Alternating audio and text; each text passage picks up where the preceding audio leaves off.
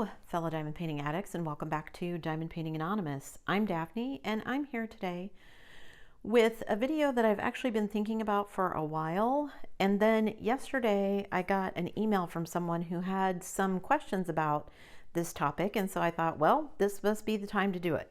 So today we are going to be talking about 10 tips that you can use to help you approach working on large diamond paintings. So many of you know that I have been working on my Josephine wall, well, sort of, but I have a Josephine wall from Diamond Painting Deutschland. It is roughly 100 by 70 centimeters in size. And as you can see, I am completely behind on what I was doing, but I wanted to share with you kind of some tips and tricks that I've learned because I've done several of these large diamond paintings. I've actually done another one from Diamond Painting Deutschland, another J wall called Diana, and I'll link that up there so that you can check that out. This one has 275 colors. Diana had 250 colors. So I kind of feel like maybe how I approach these would be helpful for some people. So I've kind of written down some things that I do when I get ready to work on a big project like this, and hopefully they'll be helpful to you as well. Now, I will say this is my second time recording this because the first time I kind of just had you looking at the project and that was it, and that seemed kind of boring. So I'm going to be using pieces of that because I did show some of the things that I'm going to be talking about, so those will get cut in, that kind of thing. But I also thought I'd do this sort of like a little mini whip and chat. So that was a kind of a win-win for me. I get to chat to you and make the video, and I get to make some more progress on my painting. So, okay, so I'm going to zoom into where I'm going to be working. I've got probably about half this section left, and we'll see if I can make it through that and make it onto the next one before I end the video. So let me zoom everything in and get it started. Hopefully my lighting and everything is okay. I am out working on the dining room table because this is so big, so apologies. I'll fix what I can in post. Okay, let me get zoomed in and I'll be right back and we'll start talking tips. Okay, so let me get some drills out here and we'll start talking. The first thing to kind of keep in mind if you're going to attempt a diamond painting like this is to make a plan. It's not as easy to just jump into a large diamond painting like this because it is very confetti heavy usually. There are a lot of colors, which means there's going to be a lot of symbols. And so you need to kind of think about how do you normally work on a diamond painting. It's not as simple. I mean, it can be, but just to kit everything up and then dive in, it actually works better if you have a plan. I think a lot of people get overwhelmed and or it feels out of reach to do a diamond painting this big, and it's really not that complicated. So the first thing I would say is make a plan. For instance, when I decided to work on this diamond painting, what I did was figure out the size of it, figure out how many sections I was going to have, and then figure out how much I wanted to complete each week. Now, let me emphasize that I have in no way, shape, or form stuck to that plan. I am completely behind where I wanted to be, but that's okay. It's just a goal that I set for myself, and if I don't make it, it's not the end of the world. Eventually, I will get this diamond painting done. It just will take longer than I wanted it to, and that's completely on me. The first thing to do is make a plan. How do you generally work? Do you do a lot in one sitting and then you don't come back to it for a while? Do you work in small doses? Do you put a big project away and work on smaller projects in between? All of those things need to be taken into consideration to make a plan for something this big. Again, not that you have to stick to it, but it makes me feel better at least to approach something like this with some sort of plan in place, because then even if I don't stick to it, I kind of know where I'm trying to go, and that makes it a little less overwhelming. It's that idea of breaking things down into chunks because each chunk of it is a lot less overwhelming than the project as a whole. So think about how you work and what you're most comfortable with and take that into consideration when you make your plan. How do you work best? So I think that's the next thing you need to think about. what kind of accessories are you going to need? Is it a very large kit with a lot of color blocking? Do you need a larger tray than you would normally use? For instance, on a kit with a lot of color blocking, probably your little green tray is not going to be what you want. Is it a kit with a lot of confetti? Then you can get away with smaller trays. Do you have multi-placing because there's color blocking and you can use multi-placers, and which ones do you want to use? Are you going to single place everything? While I'd like to say that I do a lot of multi-placing, the reality is when you're working on a canvas like this, because it's so confetti heavy, you just end up single placing almost everything. So it may not be as quick as you're used to work on a project like this either. And then the thing that I think always trips people up is when you do these kind of max color or kits with large amounts of colors. I think to date, the largest I've seen is 300 colors in a kit that you can buy that comes complete with drills. You can probably do like your own cross stitch conversion and use way more colors than that if you want to. But I think that's the one that I've seen the most of, is the 300. So when you have 300 colors, not only do you have a lot of colors of drills, you have a lot of symbols. And the symbols can become kind of overwhelming, especially when they're very similar. So for instance, let me grab a couple of these here and I'll put them on here so you can see them. So I've got 3 different colors here and 3 symbols. They're all blues. This one just has the kind of right angle up and to the right with nothing else. This one has a right angle up and to the left, but there's a dot. There is also a corresponding symbol like this without the dot. So the symbol is up and to the left with no dot. Then we have one here that has like a U shape with a dot in the middle. There is also one that is a U shape without the dot. So it does get confusing very quickly. Something to remember is that you can kit it up however you want and however makes you comfortable. I have this one kitted up in DMC because that's just how I always do it, and that was what made sense to me. If I had to do it over again, I might do it differently, but do it however makes the most sense to you. If you want to group, some people group it by color. So you put all of your blues together, all of your grays together, all of your greens together, etc. If that makes sense to you, then do it that way. Some people choose to put like symbols together. So like all of those symbols that I showed you, they might put those all in one place. So it was easy to grab that particular color out of that section or grab that particular symbol out of that section.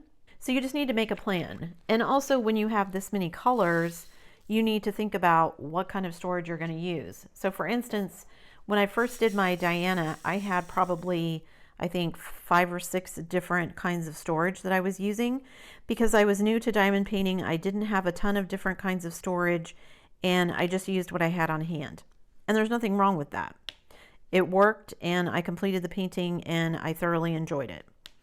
However, this go round, because I have more options available to me and I have since collected other storage that works better for me, what I have done is I only have 2 containers. I have one 140 bottle case that holds part of the drills, and then I have a 4-drawer art dot storage container that holds the rest. So just think about what's going to be easiest for you. There's also people who might use the tower method or whatever. Whatever works best for you and makes the most sense to you is how you should kit up your drills. The more comfortable you are with the setup, the more comfortable you're going to be while you're diamond painting. So tip number 3, and again, this is how I think it works best to do this. You may disagree. If you do, cool. Work on your diamond paintings however you want. These are just tips that I have found helpful. Your mileage may vary. So like I said, one of the things that I do is when I make that plan, I think about how I want to section my diamond painting. This is a double-sided adhesive canvas, so it came with the opaque blue printed cover paper on it. I could simply have left it on and cut it off with a knife or a ceramic cutter or something as I was working, and that would have been perfectly fine. However, I don't like the opaque covers. If it had been a poured glue canvas and it came with a clear cover, I had the option to section it with washi tape and then just cut the cover sheet as I worked on it. I don't like that method for a variety of reasons, and I've talked about that many times, so I'm not going to go over that again here. What I decided to do was to section it. And the way I section it, you can use parchment paper, you can use silicone paper, you can make pretty printed release papers, which is what I did, however you want to do it. The nice thing about making your own is that you can make them the size that you want. I keep them about a 4x5 size for me. I think that is doable for me to diamond paint in a section. Any more than that, and I think it gets overwhelming. The other reason that I like the release papers over cover sheets, parchment paper, is because the release papers sort of do the same thing as the opaque cover sheet. They're just in sections. But for me, if I can see the entire diamond painting, it feels overwhelming to see how far I still have left to go.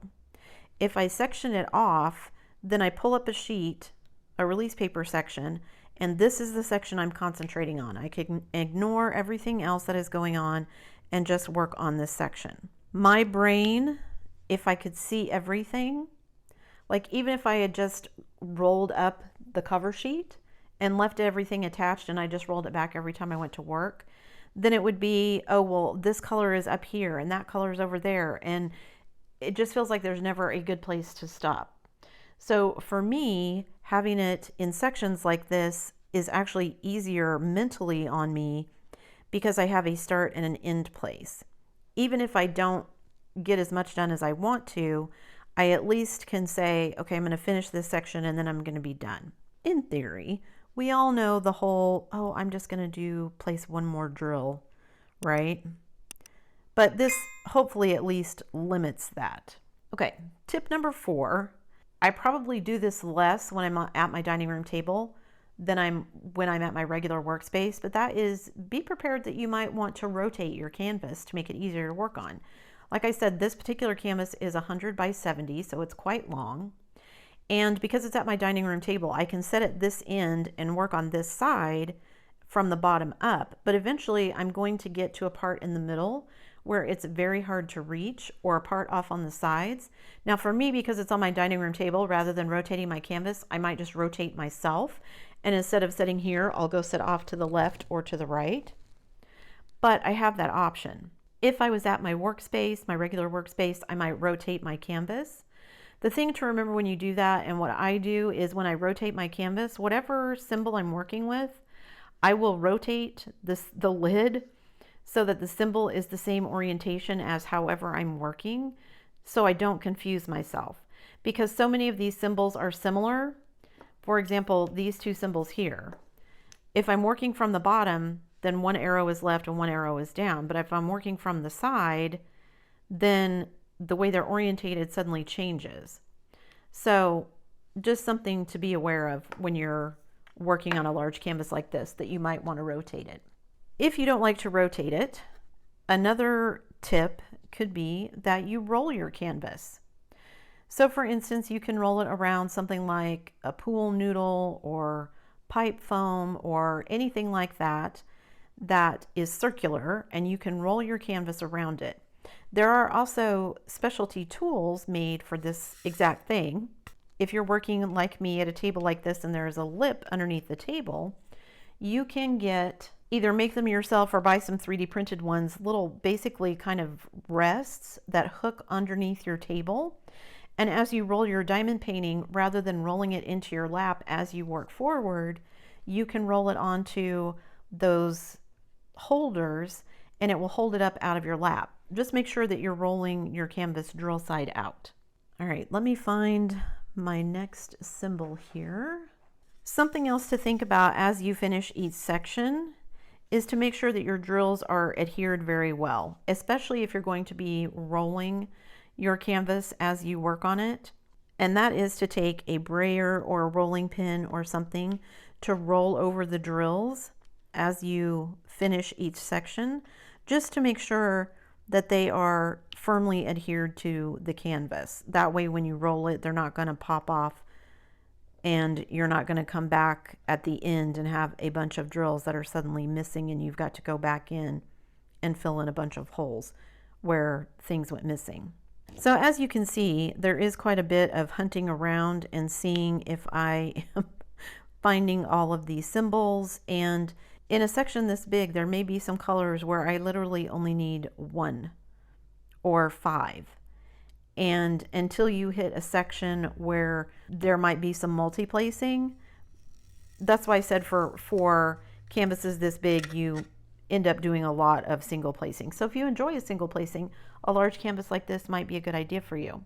After rolling over everything to make sure that your drills are adhered as best that you can get them, the next thing to remember, the next thing to do is to use your light pad.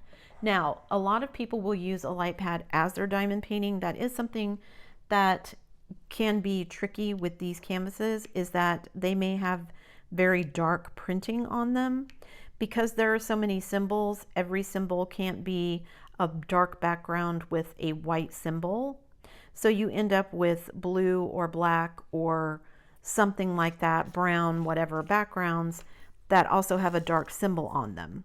So I don't know if you can see some of these, like in this section here, they can be quite difficult to tell what they are if you're not using a light pad. So if you typically use a light pad, then it's probably not all that different. If you're not used to using a light pad, then I would recommend getting one when working on these kinds of canvases. Alternatively, you could also get a magnifying light. I have one, I'm not using it currently, but it basically is a lamp, a standing lamp that is a magnifying glass with the LEDs attached to the bottom of it. So as it shines down, I can also look through it and magnify what I'm looking at to make all of these symbols a little bit easier to see. If you combine that with a light pad, you should have plenty of light and be able to tell what all the symbols are, but it can be tricky. So using that light pad also will let you see if you missed any drills. I don't typically diamond paint with a light pad. I find that it actually fatigues my eyes. So what I usually do is I will use my overhead light to make sure that I have enough light going on. And then when I get finished with a section or a row, I will go back with my light pad and slide it underneath to make sure that I didn't miss anything. I've also done it before where I just wait until I'm done with the entire diamond painting and then I go through. However, for a diamond painting this large, I probably would check each row. If I wasn't actively using the light pad, I would check each row as I finished it. Just a few more tips. One of the things to keep in mind, especially if you are someone who works in short bursts, you want to have a place to store your canvas. For me in particular, I knew that I was going to be putting this canvas away and then working on something else and then coming back to this one. So I store all of my whips that are kind of in progress, but I'm not actively working on the back of my closet door in my craft room with hangers. And I have a hanger system that lets me kind of just cascade them down. And that's where they live when I'm not working on it, because having this setting out all the time as a visual reminder can be overwhelming as well. So having a place to kind of put everything and store it, including your drills and everything, when you're not working on it is very helpful as well. Tip number 9 is, when working on something like this, to make sure that you take frequent breaks. This, because it is such a large canvas, it can be, like I said, very overwhelming, especially if you've never worked on a project this large before. And it can be a lot of fun. I thoroughly enjoyed working on Diana and completing it, but it was also very intimidating to work on a canvas like that with as little experience as I had at the time diamond painting. So yes, frequent breaks. It can be very mentally overwhelming. It can also be physically overwhelming. If you try to do a lot in a short amount of time, like for instance, I did Diana and I did a 24-hour marathon. I was new to YouTube at the time and I did it, but there were a lot of hours there where I was like, what is this symbol? What am I doing? I hope I'm not going to screw this up because I'm sleep deprived. So just making sure that you take frequent breaks, whether that's a longer break where you put it all away and come back to it later, or whether it's a short, minute break while you go get some water, whether it's a 10-minute break while you go for a walk or something. Just make sure to take breaks to kind of keep your mental health where it needs to be. And then my last tip, I think, is the most important one. And that is just, if you don't want to do a large diamond painting, then don't. I think so many people get into the trap of, well, everybody else is doing this. I don't know if it's because it looks like fun or if it looks like a challenge, whatever the reason. And all of those are valid. But if you think it's going to be overwhelming, or you're just not interested in it and you're happier doing small projects, then do those. There's absolutely nothing wrong with that. There's nothing that says you're not a real diamond painter unless you do a large project like this. Some people just are not interested in it, and that's cool. Do what makes you happy. Like I said, I enjoy all kinds of projects, but there are certain projects that I enjoy more than others. I am very much someone who likes to complete a project. So if I have a large canvas like this, I may have other smaller canvases that I work on in between so that I can feel like I accomplished something, because it takes forever to finish something like this. I think when I did my Diana, which was about the same size but less colors, it was something along the lines of 180 some hours. So it's not a small project, and investing that much time into something is not for everyone. If you've been intimidated by it before and you'd like to try it, then go for it. As long as you think that it makes sense for you, that it makes sense financially, that it makes sense physically because you have the physical space for it, that it makes sense mentally for you. Do you have a space to work on it? Are you prepared to work on it? Do you have plans for what to do with it when it's completed? All of those things might factor into your decisions. I highly recommend working on large projects like this. I find it fascinating to kind of go through and organize my drills. Just organizing the drills can be a challenge. In fact, kitting up is one of my favorite things. So that part did not intimidate me, but I can see how it might other people. So just do what works best for you and just enjoy it. At the end of the day, this is a hobby that we're all meant to enjoy. And if you're trying to force yourself into a project that you have no interest in, you're not doing yourself or anybody else any favors. I think that's it, guys. I made almost no progress on this, but that's okay. I'm going to be working on this probably late into the evening tonight. So hopefully by the time you guys see this again, I will have made some decent progress. I don't think I'm going to get caught up to where I want to be anywhere soon, but that's okay. This is about enjoying myself and doing the things that make me happy. I have my plan in place, even though I haven't necessarily stuck to it, but I do have an idea of where I want to go from here. I hope you found some of these tips helpful for figuring out how to approach a large diamond painting if that is something that interests you. If you have any other questions that I didn't address, please feel free to leave me a comment down below. I would love to hear from you. If I can answer your question, I will try. If I can't answer it, maybe someone else in the diamond painting community at large might know. You can also check out my Facebook group and join us over there. Someone in the group might know. But like I said, it does not have to be intimidating or overwhelming. If you can make a plan and you know what you're doing, that takes a lot of the guesswork out of it. And just making that plan, I think, makes it seem less overwhelming, less intimidating than it might otherwise. Thanks so much for sticking around till the end of the video, guys. Before you leave, don't forget to do all the things. If you like this video, give it a thumbs up. Hit that subscribe button if you haven't already, and hit that bell notification icon so that you can be informed of future uploads. And as always, guys, thanks so much for watching.